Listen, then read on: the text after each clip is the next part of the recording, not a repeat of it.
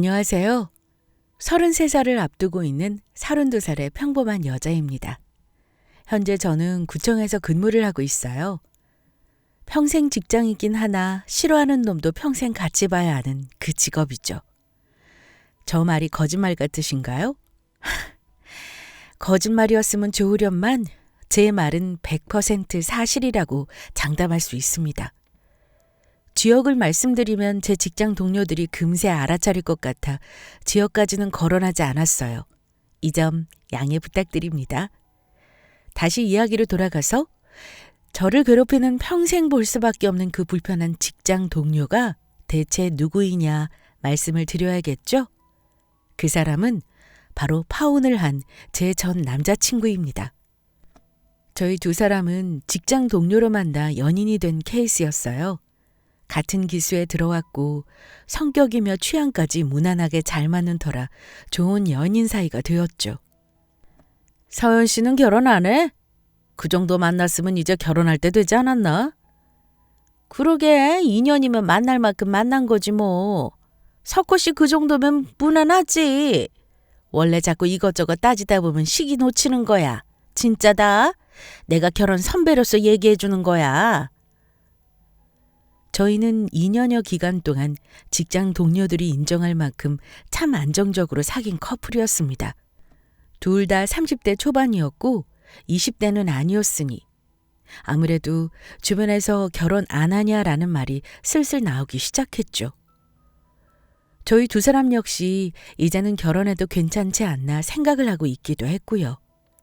특별히 사랑이 넘치진 않았지만 그렇다고 해서 매일 서로 죽이고 못 사는 싸움을 하는 커플은 아니었기에 저희는 결혼을 약속하게 되었습니다.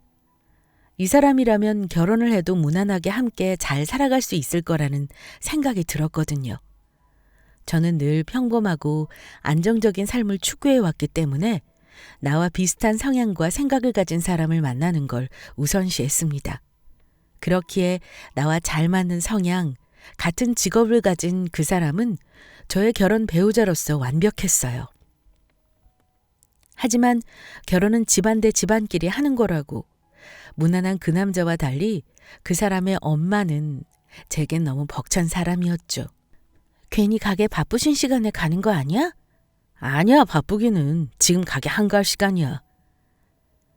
남자친구의 어머니, 저의 예비 시모였던 그분은 한정식집을 운영하셨어요. 맛집처럼 사람이 바글바글 하진 않지만 점심시간 퇴근 후가 가장 바쁜 평범한 매출을 가진 식당이었죠. 가게를 비울 수 없으니 같이 식사나 할 겸 가게로 찾아오라는 예비 시모의 말에 저는 첫 대면을 예비 시모의 가게에서 했습니다. 차라리 가게 쉬시는 날이나 아니면 가게 브레이크 타임 때 찾아뵙겠다고 했는데도 가게를 그렇게나 보여주고 싶으셨던 건지 굳이 영업시간에 찾아오라고 했죠. 남자친구는 불편하게 생각하지 말라고 했지만 그건 자기 엄마 가게니까 그런 거고요. 저는 처음 보는 자리였잖아요. 영업시간에 가서 괜히 일하시는데 방해되는 건 아닐까 별의별 생각이 다 들어 약속 그날까지도 마음이 심란했습니다. 괜히 죄송스러운 마음에 선물까지 바리바리 챙겨서 들고 갔네요. 지금 생각해보면 그 선물을 당장이라도 회수해오고 싶은 마음뿐입니다. 그 돈으로 우리 엄마 아빠 선물이나 더 사드릴 걸 하고 말이죠. 어서 오세요. 몇 분이세요? 이것 봐. 내가 가게 바쁘실 것 같다고 했잖아. 진짜. 역시나 제가 남자친구와 함께 시모 가게를 방문했을 때는 정신이 하나도 없었어요. 시간대가 애매하긴 했지만 딱 그 시간부터 직장인들이 퇴근하고 나서 아니면 가족들끼리 저녁 식사를 할 타임이었거든요. 남자친구도 그 정도일 줄은 자기도 몰랐던 건지 당황한 눈치였습니다. 시어머니가 될 남자친구의 엄마는 저희 얼굴도 제대로 보지 않은 채 몇 분이시냐 예약하셨나 정신없어 보였죠. 엄마! 그때 남자친구가 시모를 큰 소리로 불렀고 시모는 그제야 저희 얼굴을 바로 보았습니다. 어머! 왜 이렇게 늦게 왔어? 아니 바쁜 시간 아니라고 했잖아. 예약도 없다고. 서연이 처음 보는 자리인데. 안녕하세요, 어머니. 아이고, 미안. 내가 예약 있는 걸 깜빡했지 뭐야. 이거 미안해서 어떡해, 서연 씨. 미안하기는요. 지금 생각해보면 예비 시모는 다 계획하에 저희를 부른 거였을 겁니다. 일부러 말이에요. 아무리 바빠도 아무리 정신이 없다고 해도 예약이 있는지 없는지도 모를까요? 심지어 그냥 자리도 아니고 아들 자식이 결혼할 사람 데리고 와서 인사하는 자리인데 말입니다. 저희 부모님은 남자친구가 오기로 한 약속 몇 주 전부터 어디서 어떻게 식사를 할까, 무슨 이야기를 해야 하나 온 마음을 다 쏟으셨어요. 그러다 보니 예비 시모의 태도가 더욱 비교되었죠. 자, 우리 예비 며느리 엄마 좀 도와야겠다. 네? 엄마, 갑자기 그게 무슨 소리야. 내가 할게. 서연이 데려다주고 올 테니까 나랑 둘이서 해. 아유, 어차피 곧 가족들 사이고 서연이도 미리 배워야지. 아니, 대체 배우긴 뭘 배우라는 건지. 지금이라면야 이건 아닌 것 같다고 예비 시모의 행동을 지적하고 그 자리를 나왔겠지만 당시에는 그런 생각을 할 겨를조차 없었어요. 재빠르게 제 손에 들려있던 선물을 내려두고 제게 앞치마를 손수 메어주는데 경황이 없었습니다. 아니, 손님이 많아서 지금은 얘기도 제대로 못하고 어차피 내일 주말이나 너희 쉬잖아. 조금만 도와줘. 그래요. 그것도 있었죠. 내가 사랑하는 사람 부모인데 솔직히 말해서 미운 털 박히기 싫었습니다. 예쁘게 보이고 싶었어요. 그게 참 멍청한 행동이었죠. 예, 서연아, 매화방에 단호박죽. 네? 네. 살살 웃으며 부탁 좀 한다던 모습은 온데간데 없고 예비 시모는 저를 무슨 일당 받고 온 아르바이트생 대하듯 했습니다.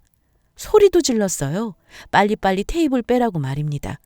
남자친구는 제 눈치를 보느라 정신이 없었고요. 무거운 것은 자기가 들겠다고 하며 들고 가는데 그것도 짜증이 났습니다. 아유, 고생했네. 오늘 갑자기 우리 직원 하나가 아프다고 못 나오는 바람에 일이 꼬였지 뭐야. 엄마, 그러면 미리 말을 해주던가. 우리가 무슨 팽팽 놀다가 온 사람들도 아니고 서연이 오늘 엄마 본다고 일 끝내자마자 선물까지 챙겨 들고 왔어. 이게 뭐야 진짜. 얘는? 야, 너 벌써부터 그렇게 하면 나중에는 아주 네 엄마 잡아먹겠다.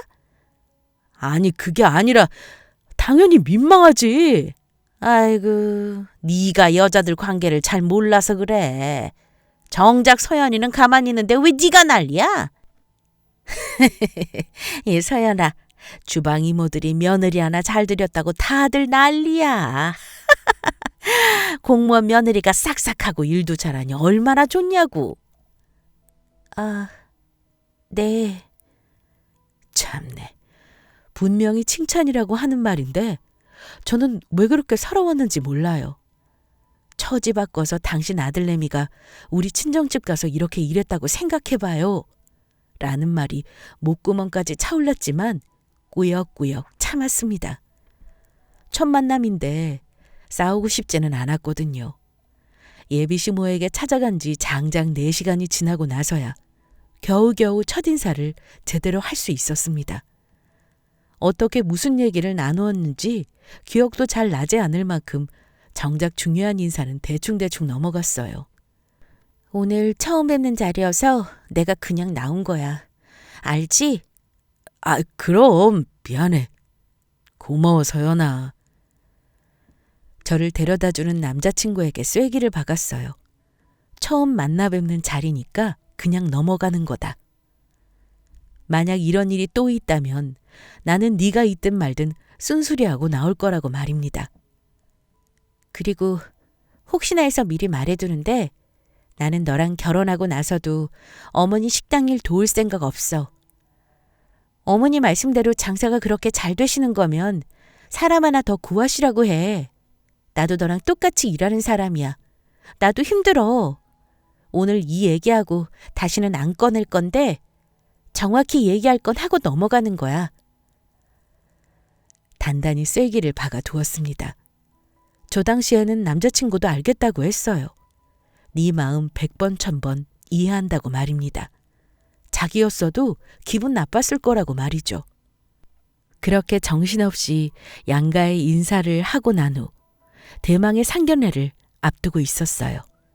어디서 먹어야 하나, 음식은 어떻게 나오나, 양식이 좋을까 한식이 좋을까, 구도는 어떻게 앉아야 서로 어색함이 덜할까부터 세세하게 신경을 쓰자니 정말 끝도 없었죠. 남자친구나 저나 머리를 싸매며 식당을 찾고 있었습니다. 안 그래도 신경이 예민하던 찰나에 예비 시모가 제게 전화를 해왔어요. 점심시간을 앞두고 말입니다. 눈치를 채고 그 전화를 받지 말 것을 제가 거기까지는 생각을 못했던 거죠. 서연아, 너 조금 있으면 점심시간이지? 네, 어머니. 안 그래도 나가려고요. 어머, 그럼 잘 됐다. 너 잠깐 우리 가게 좀 들를래? 가게요?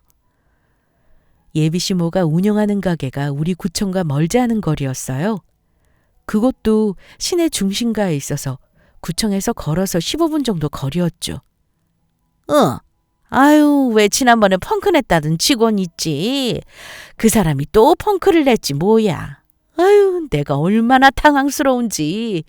모르는 사람 쓰는 것보다야 서연이 네가 오는 게 낫잖니. 주방 이모들이랑 얼굴도 익혔고. 지금 출발하면 딱 시간 맞을 것 같은데. 정말 어이가 없어서 예비 시모 말은 한마디로 그거였어요. 직원이 없으니 네가 와서 일 좀 해라. 어차피 며느리 될 것 아니냐. 며느리가 시댁 일은 당연히 도와야지 말입니다. 제가 말씀드렸었죠. 지난번에야 처음이니 참았던 거라고 말이에요. 어머니, 저도 일하는 사람이에요. 아유, 알지. 내가 우리 며느리 그냥 일 시킨대. 와서 일하고 일당으로 너도 점심 맛있게 먹고 가면 되지. 아차차, 석화한테는 말하지 마. 아유, 그 자식 제 마누라 편을 벌써부터 들잖니. 그것 보세요. 자기 아들한테는 연락도 하지 않았던 겁니다.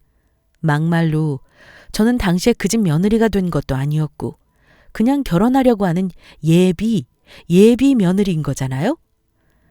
자기 자식은 귀하고 남의 집 자식은 상관없다는 예비 시모의 태도에 저도 화가 날 만큼 나 있는 상태였죠. 직원이 못 온다고 했으면 일당으로라도 사람을 부르셨어야죠. 점심시간이 온종일도 아니고 저도 겨우 40분 정도예요. 어머니 일 도와드리겠다고 제 일에 지장까지 주고 싶지 않아요. 어머, 얘 서연아. 너 그렇게 말하는 거 아니지? 내가 너한테 뭐 못할 소리 한 거야? 예비 시모는 말이 안 통했어요. 그냥 계속 처음부터 끝까지 자기 얘기만 했습니다. 어차피 시집 올 거, 시댁일 도우는데 뭐 그렇게 따지고 드냐였죠. 때마침 남자친구가 제게 다가오더라고요. 점심 먹으러 가자고 말입니다. 잘 됐다 싶어 그대로 남자친구에게 전화를 넘겨버렸어요. 왜? 누구 전화인데? 너희 어머니. 너한테 말하지 말고 나한테 식당으로 와서 일하고 가라고 하시길래. 남자친구는 제 말을 듣고 깊게 한숨을 내쉬었습니다. 제 전화를 받아들고는 한참 동안 밖에 나가서 통화하더라고요. 10분쯤 지났을까요? 다른 직원들 눈치도 있고 해서 왜 안 들어오나 밖으로 나갔더니 단단히 화가 나 있더군요. 그러니까 엄마! 처지 바꿔서 생각해보라니까. 서연이 부모님이 장사하시는데 나한테 갑자기 전화해서 점심시간이고 뭐고 너는 우리 집 사위 될 거 아니냐. 와서 일해라. 내 딸내미는 힘들어서 안 되니까 너만 와라. 이렇게 하면 좋겠어? 아니 대체 왜 그래? 왜 또 아빠 얘기야? 누가 엄마 나 고생하면서 키운 거 모른대? 그건 그거고. 아 됐어. 어쨌든 나 결혼 파토나는 걸 보고 싶지 않으면 진짜 그만해. 그렇게 남자친구가 난리를 치고 나서야 예비 시모는 제게 어떠한 연락도 하지 않으셨어요. 그날도 제게 사과를 한 건 예비 시모가 아닌 제 남자친구였습니다. 자기가 정말 미안하다면서 두 번 다시 이런 일 없을 거라며 제게 죄인이 된 것 마냥 연신 사과를 했어요. 예비 시모는 최악이었지만 그래도 남자친구가 제 옆에서 든든히 막아주는 모습에 결혼에 대해 흔들림은 없었습니다. 적어도 상견례를 하기 전까지는 말이죠. 크나큰 사건이 2번이나 지나고 상견례 날이 코앞으로 다가왔어요. 그때가 한창 결혼 시즌인 것인지 마음에 들어서 연락하는 식당마다 저희가 가려는 시간에는 예약이 꽉 차 있는 거예요. 어떻게 해야 하나 막막하던 그때 예비 시모가 연락해 온 거죠. 물론 제가 아닌 제 남자친구에게 말입니다. 상견례 우리 가게에서 하면 어떠냐고 하시는데? 상견례를? 나는 좀 그런데. 가게에서 하면 어머니도 가게에 신경 쓰시느라 불편하실 것 같기도 하고. 아무래도 그렇지. 내가 일단은 그럼 엄마한테 우리가 다른 곳 더 알아본다고 할게. 예비 시모는 저희가 상견례 식당을 고르는데 고초를 겪는 걸 알아서인지 당신이 운영하는 한전식집에서 상견례를 하는 게 어떻겠냐고 남자친구에게 제안한 것이었죠. 제안은 감사하다만 솔직히 저는 좀 불편했어요. 식사 자리도 어수선할 것 같고 해서 다른 곳을 조금 더 찾아보자고 남자친구에게 제안했습니다. 그렇게 잘 거절을 한 줄 알았는데 예비 시모는 제게 연락을 해왔어요. 장문의 메시지로 말입니다. 서연아, 네가 나한테 어떻게 마음이 상했는지는 모르겠다만 나는 너희를 생각해서 우리 가게로 오라고 제안을 한 거였어. 사돈될 분들께 제대로 된 음식도 대접해드리고 싶었고 가게도 보여드리면서 따님 고생 안 시킬 정도의 능력이 된다고 보여드리고 싶었다. 나는 좀 서운하네. 서연이가 며느리가 된다는 생각에 나 혼자 들떠서 가족으로 대한 건가 싶고 어쨌든 다시 한번 생각해보고 석호 통해서든 나한테든 연락 좀 줘라. 아니 저렇게 얘기하는데 어떻게 거절하겠냐고요. 예비 시모는 구구절절 제가 나쁜 사람인 것처럼 당신은 온전히 선량하고 좋은 뜻으로 제게 제안을 한 건데 네가 거절을 하다니라는 의도를 내비치는 내용을 담아 연락을 해왔습니다. 어떡해요. 결국 예비 시모의 한정식집에서 상견례를 하게 되었습니다. 그게 제 일생일대의 실수이면서 가장 잘한 일이라고 할 수 있겠네요. 예비 시모가 어떤 사람인지 정확히 알 기회였고 동시에 남자친구와의 이별이 된 계기였으니 말입니다. 아유, 이게 뭐라고 이렇게 떨려? 아이고 이 사람아, 누가 보면 당신이 결혼하는 줄 알겠네. 당연하지. 하나밖에 없는 딸내미 시집 보내는 건데 첫인상이 가장 중요한 거야. 사돈도 사돈인데 우리 딸 고생 안 시키려면 첫인사를 잘해야지. 대망의 상견례 당일, 저희 부모님은 저보다도 더 긴장하신 상태였어요. 외동딸인 저는 부모님에게 있어 가장 큰 보물이고 부서질까 깨질까 애지중지 키운 보석이었죠. 그런 딸이 결혼한다며 상견례를 잡았는데 얼마나 떨리셨겠어요? 교직에 몸담고 계셨던 저희 어머니 아버지는 상견례 전날 밤에 무슨 이야기를 해야 하나 대본 같은 걸 만드시기까지 했습니다.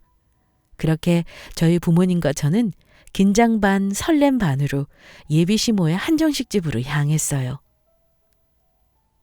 어머나! 처음 뵙겠습니다. 석호 어미입니다. 우리 서연이가 누구를 닮아서 이렇게 예쁘나 했더니 사돈 어른들을 뵈니 딱 알겠네요. 아이고, 우리 딸아이를 예쁘게 봐주셔서 감사합니다. 저희야말로 석호가 어떻게 이렇게 반듯하게 자랐나 했더니 사부인 덕이었네요. 초반의 상견례 분위기는 나쁘지 않았어요. 인사치레였지만 서로 덕담도 나누고 이렇게 훌륭한 딸, 아들을 키워주셔서 감사하다. 얼마나 고생이 많으셨냐. 서로 감사 인사까지 주고받았습니다. 저나 남자친구 역시 한시름 긴장을 놓았죠. 그런데 한두 잔 주고받던 술이 문제의 시작이었습니다. 정확히 얘기하자면 예비 시모의 본색이 드러난 게 문제였죠. 웃음소리가 점점 커지기 시작하더니 예비 시모는 첫 만남에 선을 넘는 말들을 하기 시작했습니다. 사돈, 제가 오늘 준비한 음식이 다 얼만 줄이나 아세요? 예? 아, 글쎄요, 뭐 당연히 좋은 것들로 해주시지 않았을지. 그러게요, 사돈. 음식이 정말 맛있네요. 예비 시모의 갑작스런 질문에 저희 부모님은 당황하신 듯 했어요. 음식 맛이 좋다, 식당 분위기도 참 좋은 것 같다며 저희 부모님은 칭찬을 아끼지 않으셨습니다. 그렇죠. 이게 인당 30만 원짜리 코스예요. 아유, 제가 우리 아들내미 장가 보내겠다고 뭐 아끼지 않고 준비하기는 했다만 솔직히 뭐 요즘 다들 딸이 재산이다라고 하는데 글쎄요, 저는 그래도 아들이 낫지 않나 싶네요. 엄마, 술 너무 많이 드신 것 같은데? 아니야. 기분 좋은 날인데 드실 수 있지. 딸 아들 다 보물이죠. 저도 딸 하나 있던 저희 집에 이렇게 아들 생겨서 참 좋습니다. 무례한 예비 시모의 발언에도 저희 아버지는 웃어 넘기셨어요. 당황해하는 남자친구를 진정시키시면서 말입니다. 솔직히 기분 나쁘죠. 저는 당황스럽기도 했지만 기분이 나빴습니다. 예비 시모는 상견례에 내놓은 음식이 인당 30만 원짜리 날을 시작으로 계속 거드름을 피우기 시작했거든요. 거들먹거린다는 표현이 딱 맞겠네요. 내가 혼자 아들아이를 키우면서 참 악착같이 일했다. 그 결과가 얼마나 좋아요. 저요. 저 혼자 우리 석호 키우면서 얼마나 고생을 했는지 모릅니다. 참, 애 딸린 과부라고 무시하고. 그런데 이거 보세요. 우리 아들 공무원에. 저요? 월세 100짜리 한정식집 떡하니 운영하고 있어요. 월 100? 이거 별거 아니에요. 월세 내고 우리 직원들 월급 주고도 저 웬만한 직장인보다 잘 먹고 잘 삽니다. 예. 아이고, 우리 석호 어머니한테 잘해야겠네. 예, 네. 엄마, 내가 잘할게요. 이제 그만해. 같은 말을 몇 번째 하는 거야. 왜? 사돈, 불편하세요? 아니요, 그럴 리가요. 괜찮습니다. 지금도 저 당시를 떠올리면 정말이지 스트레스 지수가 치솟는 게 느껴질 정도입니다. 남자친구는 자기 엄마를 자제시키느라 진땀을 뻘뻘 흘리고 저는 저희 엄마 아빠가 불편해하시는 게 느껴져 덩달아 진땀을 뻘뻘 흘려댔죠. 그 자리에서 자유롭고 편한 건 예비 시모뿐이었습니다. 제가 남자친구한테도 그러고 예비 시모한테도 그렇고 우리 집의 경제적 상황에 대한 얘기는 많이 안 했었거든요. 저희 부모님이 교직에 계시다 퇴임하셨다는 것, 그리고 제가 그냥 공무원이고 안정적인 직장이 있다는 것만, 그리고 우리 집은 그냥저냥 평범하게 사는 거로만 얘기를 한 상태였어요. 그런데 그게 그렇게나 예비 시모한테는 걱정거리였나 봅니다. 계속해서 저희 부모님 걱정을 하기 시작했죠. 아니, 그나저나 사돈은 이런 가게도 없으시고 노후 준비는 하셨어요?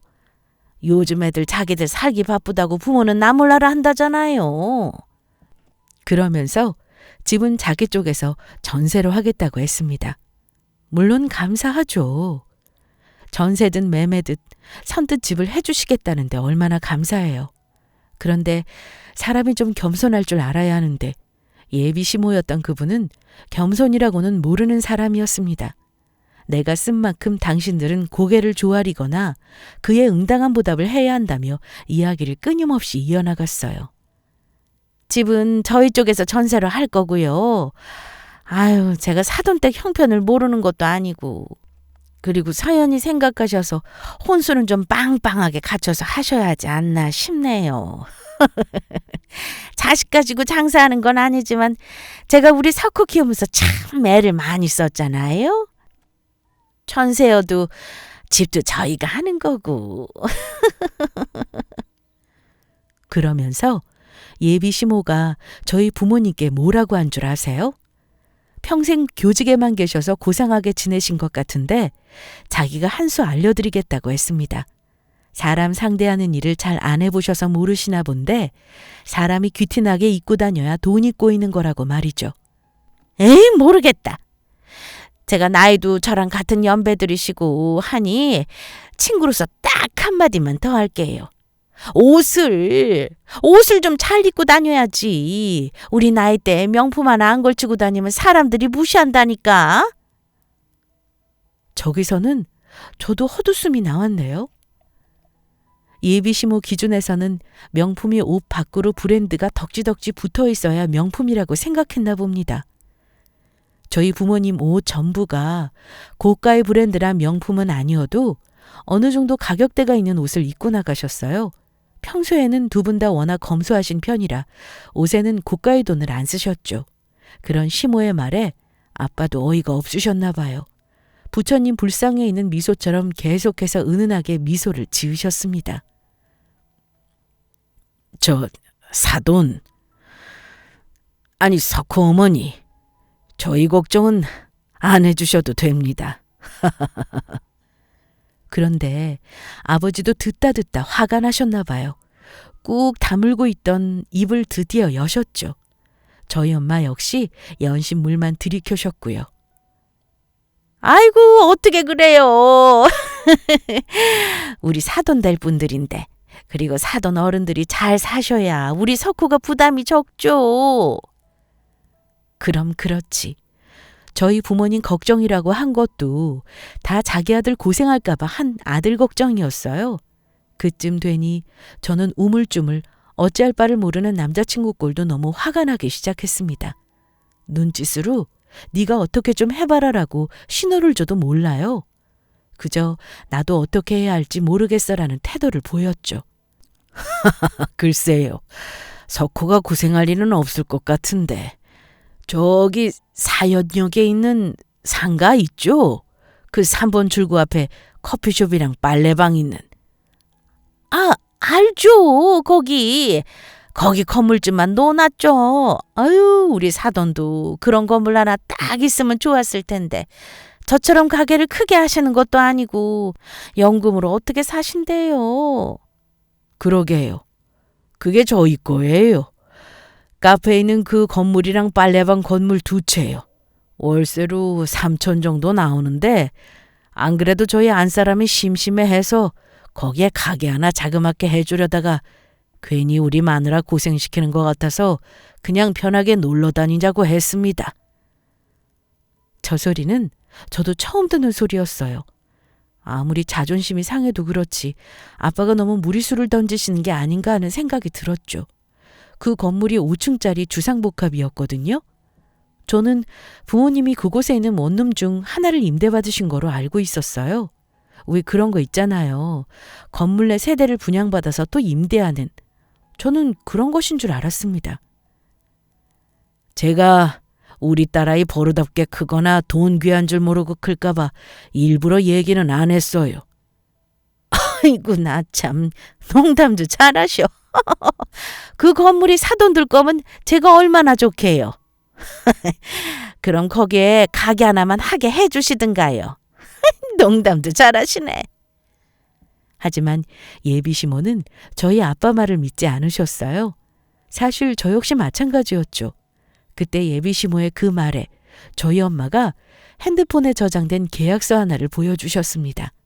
이번에 새로 들어온 세입자분과 거래한 계약서였어요. 거기에는 건물 명의자 이름으로 저희 엄마 아빠 두 분 성함이 적혀 있었죠. 저희가 공동 명의로 해서요. 사돈 말씀처럼 고작 선생일이나 하던 사람들이 어떻게 건물까지 산 건지 저희도 신기하네요. 저희 남편이 워낙 재산 불리기를 잘해서요. 참고 참던 엄마는 예비 시모에게 크게 한 방을 날리셨습니다. 예비 시모는 그 계약서를 보고 나서야 사실이라고 인지를 했죠. 그때부터 술이 깬 것인지 아니면 애초부터 술은 안 취해 있었던 건지 예비 시모의 태도가 달라지기 시작했어요. 어머, 공동명의를 하셨구나. 아유, 우리 바깥사돈이 참 생각을 잘하셨네요. 부부가 같이 공동명의면 아유, 너무 좋으시겠다.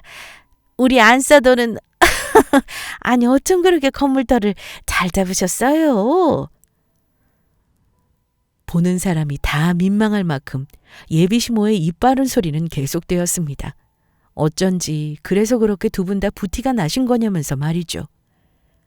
서연이도 너무 곱게 자란 티가 난다. 애가 귀티가 난다는 둥 말입니다. 하지만 이미 배는 떠났죠. 예비시모의 무례한 발언과 태도, 생각, 그리고 제 남자친구인 그 사람의 방관하는 태도에 저는 부모님과 마음이 떠난 뒤였습니다. 그러게나 말입니다. 저희가 운이 좋았죠. 그나저나 석호 어머니, 이게 인당 30만 원 코스라고 하셨었나요? 네, 인당 30만 원이요. 이건 제가 대접하는 거니 마음껏 드세요. 인당 30이면 참 아깝네요. 네?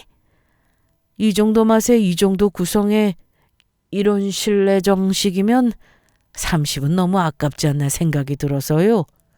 저도 같은 연배 친구로서 말씀드리자면 이렇게 장사하시다가는 문 닫는 건 시간 문제겠는데요. 좀 쉬시더라도 음식 연구도 다시 하시고 인테리어도 좀 하셔야겠어요. 기분 상하신 건 아니죠? 아니, 아이고 나 참. 저희 아빠는 대놓고 음식 맛이 없고 구성도 별로라고 하셨습니다. 가게 실내 장식도 참 별로라고 말이죠. 주말인데도 이렇게 사람이 없으면 평소에는 직장인들 대상으로만 장사하시는 거냐고, 이래서 유지가 되겠냐고 말입니다. 예비시모는 저희 아빠의 말에 그저 하, 차, 하 거리며 어이없어 할 뿐이었어요. 자기가 남 지적할 때는 그렇게 고상한 척 유한 척 하더니 막상 자기가 그걸 그대로 돌려봤자 열불이 뻗쳤나 봅니다. 기분이 상하셨어도 어쩔 수 없네요. 솔직히 말씀을 드려야 앞으로도 아드님이랑 둘이서 돈 걱정 안 하고 사실 거 아니에요. 저는 우리 서연이 결혼 못 시키겠습니다. 서연아, 너는 어떻니? 아무래도 네 생각이 제일 중요하니까. 아버님, 아니 장인어른. 저희 부모님은 대놓고 결혼을 없던 거로 하고 싶다고 말씀하셨어요. 그러면서 제 생각은 어떠냐고 제게 물으셨죠. 짧은 시간 동안 참 많은 생각이 들더군요. 남자친구와 함께했던 시간, 그리고 그 사람이 저에게 준 좋은 추억들 말입니다. 그런데 결혼은 현실이라는 생각도 번뜩 함께 들었어요. 내가 과연 저런 시어머니와 저런 남편과 평생을 함께 가족이라는 이름으로 살 수 있을지 말입니다. 저도 결혼 없던 거로 할게요. 미안해, 석호 씨. 나는 당신이랑 당신 어머니 감당 못할 것 같아. 나 말고 조금 더 어머님이 말씀하시는데 순종적이고 바보같이 다 알겠다고 하는 여자 찾아. 있을지는 모르겠지만. 서연아, 너까지 왜 그래? 어? 아니, 얘, 너 지금 뭐 하는 거야? 뭐? 순종적이고. 내가 너한테 뭐 얼마나 그랬다고 너 지금 나한테 이렇게 하는 거니? 그건 어머님이, 아니 아주머니가 잘 아시겠죠. 그리고 제가 충고 하나 드리는데 아주머니 자식 귀한 만큼 남의 자식도 귀해요. 사람 없으면 직원 뽑으세요. 저는 저 말을 끝으로 저희 부모님과 함께 그 자리를 벗어났습니다. 계산은 저희 아빠가 다 하셨어요. 괜히 저런 집안은 이런 거로 물고 늘어질 거라면서 말입니다. 깔끔하게 계산까지 마치고 집으로 돌아오는데 당연히 제 핸드폰은 불이 났어요. 남자친구한테서 오는 전화와 메시지로 말입니다. 잠깐 얘기 좀 하자. 갑자기 이러는 게 어디 있어. 엄마랑은 내가 다시 얘기할게. 등등 구구절절한 메시지를 보내왔죠. 그래요. 막말로 남자친구가 뭐 얼마나 잘못을 했겠어요? 자기도 어른들 대화에 선뜻 끼기도 어려웠을 것이고 난감했겠죠. 어쩌면 예비 시모의 생각에 일부 동감하는 부분도 있었을 테고요. 하지만 저는 그런 예비 시모와 남자친구를 안고 평생 살아갈 자신이 없었습니다. 평생 한 번이 중요한 일인데 흔들리는 마음 때문에 제 인생을 망치고 싶지는 않았어요. 직장에는 내가 얘기할 테니 너는 신경 쓰지 말아라. 힘들겠지만 아무 일 없던 것처럼 지낼 수 있도록 노력해보자는 메시지를 남기고 저는 남자친구의 연락처와 예비 시모의 연락처를 차단했습니다. 24번 안 계시는가요? 24번. 하지만 제가 말씀드렸죠. 공무원 직업이 평생 직장인 만큼 내가 싫어하는, 내가 불편한 동료도 평생 봐야 하는 직업이라고 말입니다. 남자친구와 파혼을 하고도 저와 그 사람은 계속 얼굴을 마주쳐야 했어요. 힘들었지만 그래도 어쩌겠습니까? 일은 일인걸요. 그렇게 파혼을 하고 나서도 질긴 인연은 쉽사리 끝나지 않았습니다. 너 정말 이럴 거니? 우리 석호가 너 때문에 얼마나 힘들어하는 줄 알아? 바로 저희 예비 시모 때문에요. 정작 당사자인 당신 아들은 가만히 있는데 예비 시모는 날마다 구청에 찾아와 저를 괴롭혔습니다. 있는 대로 번호표를 다 뽑아서는 계속 저한테 와서 얘기했어요. 아주머니, 다른 분들은 볼 일 있으셔서 여기 오신 거예요. 이런 식으로 하시면 저희도 어쩔 수 없습니다. 민원 있으신 거 아니면 그만 돌아가 주세요. 이러시면 석호 씨도 불편해요. 아주머니? 너 자꾸 이럴 거야, 정말? 저는 예비 시모였던 그 사람이 제게 얘기를 꺼내고 다시 한번 결혼을 생각해 보라는 말에 계속 거절했어요. 그런데도 말은 통하지 않았고 예비 시모는 순찰을 해주시는 분들 손에 이끌려 끌려 나갔습니다. 구민들을 위한 공간이다 보니 그 사람의 출입을 막을 수는 없었지만 제지를 할 수는 있어서 공익요원들이 참 고생을 했네요.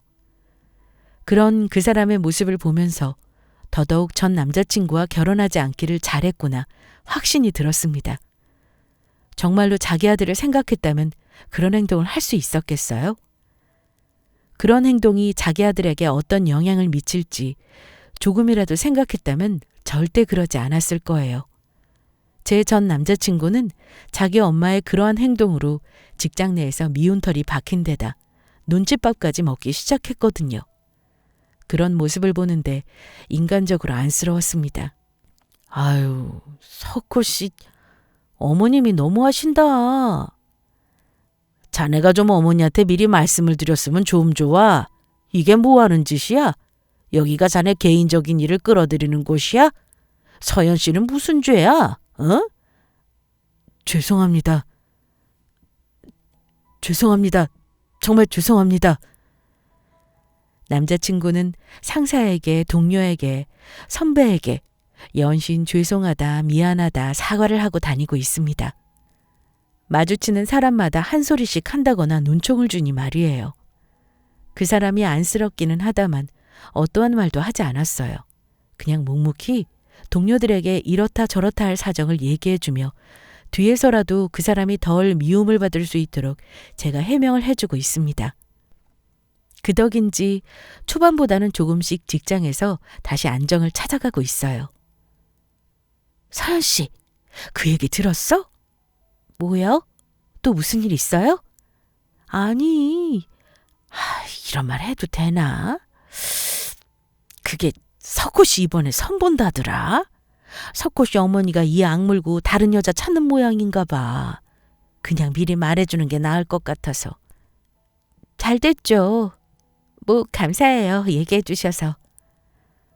지난주에 직장 동료가 제게 조심스레 이야기를 전해주었어요. 전 남자친구가 선을 보기로 했다고 말입니다. 이런 말 해도 될지 모르겠다고 말하면서도 입이 근질근질해 보이던 그 동료의 모습이 웃기긴 했습니다. 저는 그 동료가 말해주기 전에 알고 있었어요. 전 남자친구가 제게 얘기를 해줬죠. 아무리 헤어진 사이라고 해도 같은 직장에서 계속 얼굴 마주칠 텐데 자기 입으로 너한테 얘기하고 싶었다고 말입니다. 저는 정말 축하한다고 했어요. 진심으로요. 그 사람이 좀 좋은 사람 만나서 잘 살았으면 좋겠습니다. 물론 그 사람이 잘 살기 위해서는 그 사람 어머니의 변화가 필요할 것 같지만 말이에요. 서연 씨, 오늘도 운동 가는 거야? 네, 운동하러 가야죠.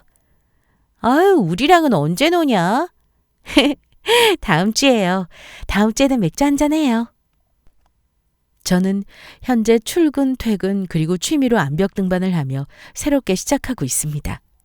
다시 돌아온 제 솔로의 삶을 즐기면서 말이에요. 직장 동료들은 제가 걱정이 되나 봐요. 그럴 만도 하죠. 헤어진 전 연인은 아무렇지 않게 성까지 보는데 저는 갑자기 운동한다고 퇴근하면 불이 나게 암벽 등반을 하러 달려가니 말입니다. 그런데 저는 정말 운동이 즐거워서 가는 거거든요. 사람들이 보기엔 아닌가 봐요. 그냥 제가 걱정이 되나 봅니다. 그건 저희 부모님도 마찬가지셨어요. 부모님은 제가 너무 아무렇지 않게 지내니 더 걱정하시는 것 같았습니다. 혹시 우리 애가 억지로 괜찮은 척하는 거 아닌가, 속은 곪아가는 거 아닌가 하고 말입니다. 물론 헤어짐의 상처가 한 번에 낫진 않았죠. 하지만 연인으로서 헤어진 게 이혼보다는 낫다고 생각합니다. 그리고 우리가 만났던 그 시간만큼은 서로가 좋은 추억이었고 힘이 되었으니 그걸로 만족해요. 언제가 될지는 모르지만 저도 좋은 사람을 만나 다시 사랑하고 결혼하는 날이 올 거를 생각합니다. 그날이 언제 오든 건강한 사랑을 하기 위해 저는 지금의 저를 돌보고 사랑하는 데 힘쓰려고요. 자, 여러분, 여기까지가 제가 들려드리고자 한 사연이었습니다. 제 이야기가 어떠신가요? 제가 잘 선택한 것이겠죠? 결혼을 선택하지 않은 건 말입니다. 저는 잘했다고 생각하는데 말이에요. 길고도 길었던 제 이야기를 들어주셔서 정말 감사합니다. 이렇게 글로 적고 나니 한결 더 마음이 가벼워진 것 같아요. 오늘 하루 저의 말동무가 되어주신 여러분들의 하루하루가 행복하길 바라며 이만 글을 줄이겠습니다. 제 이야기를 들어주셔서 감사합니다.